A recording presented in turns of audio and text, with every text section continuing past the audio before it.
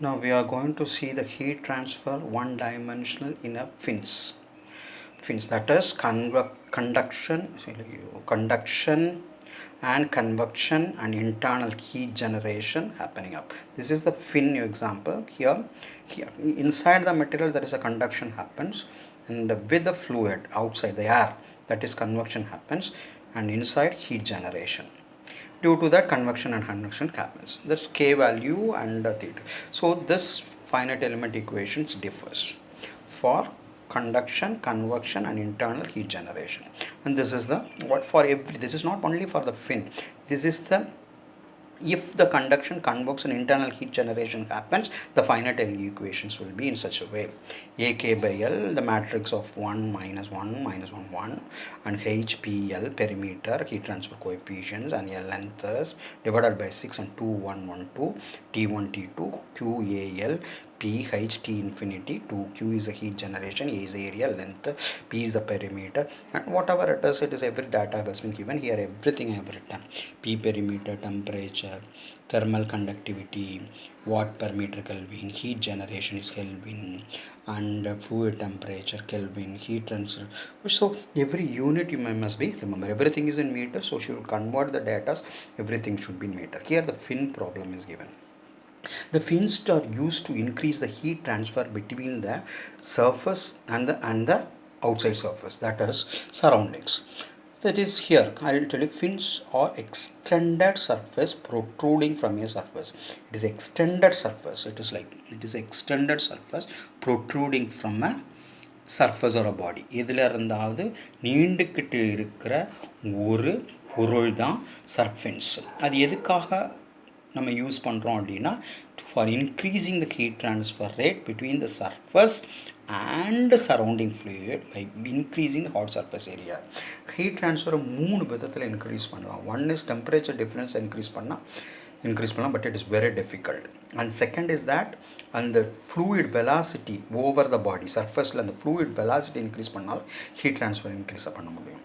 அடுத்தது என்ன பண்ணலாம் அப்படின்னா, சர்ஃபஸ் ஏரியாவை, ஹாட் சர்ஃபஸ் ஏரியாவை இன்க்ரீஸ் பண்ணாலும் we can increase the heat transfer. Fin is in the last one, increasing the surface area. So இந்த ஃபின்ஸை வச்சு ஒரு ப்ராப்ளம், அந்த ஃபின்னில் எப்படி நம்ம finite element equation you are going to use, இந்த நோடல் டெம்பரேச்சர்ஸில் எவ்வளோ இருக்கும் அப்படிங்கிறத பற்றி தான் நம்ம கால்குலேட் பண்ண போகிறோம். So now we are going to see the aluminum alloy for a fin of 7 mm thickness, 50 mm long, protrudes from a wall, which is maintained at 110 degrees Celsius. Thus T1 is 110 degrees Celsius. The ambient air temperature is 22 degrees Celsius. Fluid temperature T infinity. The heat transfer coefficient of thermal conductivity of a fin material 140 watt meter square by Kelvin, 55 watt meter Kelvin, or thermal power. You can say it is thermal power. Determine the temperature distribution of the life. This is the problem. This is the wall and this is the fin, and T1 and T infinity is given. This is the fluid temperature and this is the L, and all the data here I have written and convert that into the meters, because everything in meters we have to convert. This is in meter, this is in meter, but here the problem it is given in millimeters, so convert everything in meters. So I converted everything in meters completely. I've completed everything in, and it should be in Kelvin. So T infinity has added 273, so it is 295, and T1 and the temperatures and K, everything I have made it. Now we will see that fins are divided into, discretized into two elements for simplifications: T1, T2, T3. So I am going to take this first element, and length is given 0.05 meter. So this is 0.025, and this in middle I have splitted, segregated. So this is the element I have took, and this is the L1. So this is the equation, and I am getting perimeter. Perimeter is actually 2 into L plus B for the rectangular element. Breadth is not given, so 2 into L, this is approximately equals to the perimeter. So breadth is not, only thickness is given. So this is the perimeter I got 0.1. Now this is approximately equivalent to the perimeter, that's approximate value. So this is the value I got for the perimeter. So now Area is length into thickness. So length, you know, 0.50 and 0.007 thickness is given. So I'm twin thicknesses you given. So area I got, surface area. So I got this. So now I'm substituting all those value, whatever we find, whatever we given, and whatever we found, that values are substituted in the finite element equation, and I got this value. I got this equation, clear equation. Here the Q is not given. If it is not given, please neglect this. Make it as a this, strike off this. If it is given, you have to calculate. If it is not given, then simply strike off this. Q is not given here. You can delete this, neglect this part. QAL1, you can neglect. Only you consider this part. So after simplifying all those things taken inside, this is divided, you simplify this, you simplify this, you simplify this, you will get this equation matrix form, finite element equation. So from this you multiply here, this should be multiplied here, and you got this equation. So for what is this element 1? For element 1 I got this equation. The element 2 also the same thing and same data.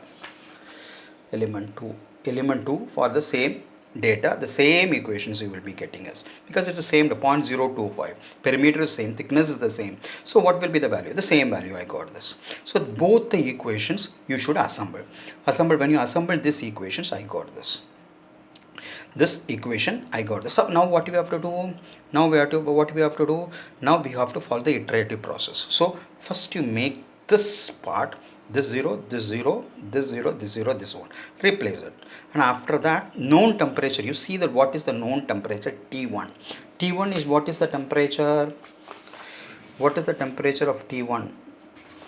The T1 is 373.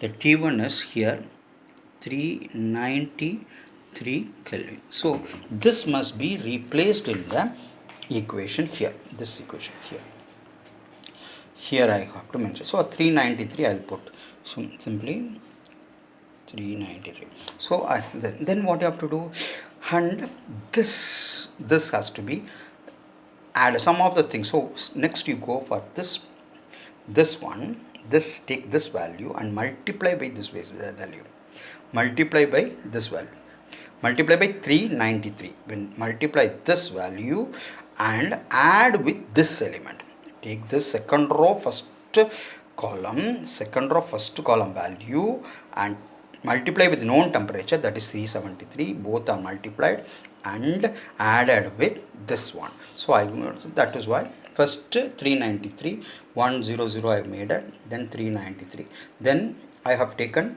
this value multiplied by 393 and I am going to add this. That is why, see, I got this. So then you got the full matrix, then you solve this. This is the equations I got. So this completely T1 is equal to 393. So this equation you will take this out and multiply this 1.77 T2, 0.77 so T3, and 0.71 so 382.94.